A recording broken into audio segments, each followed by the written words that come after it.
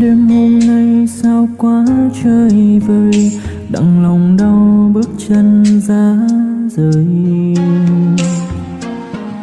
Yêu đơn phương đau lắm ai ơi, hạnh phúc đã xa một khơi. Khi xưa mình bên nhau anh dẫu không nói ra, nên em đâu biết yêu thương trong anh là bao nhiêu là mong, nhiêu là mơ, nhiêu là yêu.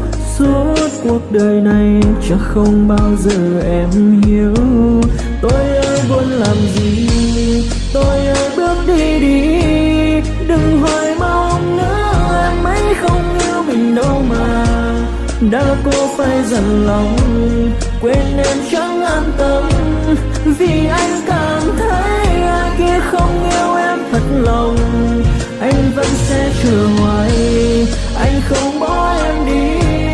Dù cuộc đời sóng gió có mỏi mệt thì em cứ quay về đây. Anh lo lắng cho em, anh sẽ không yêu ai ngoài em.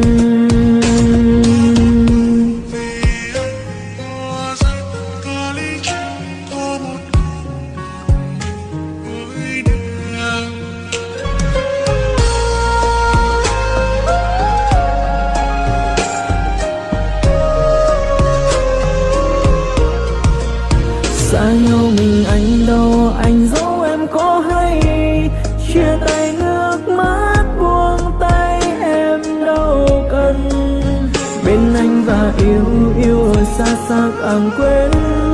Đớn đau yêu em chắc không bao giờ em hiểu. Tôi ơi buồn làm gì, tôi ơi bước đi đi.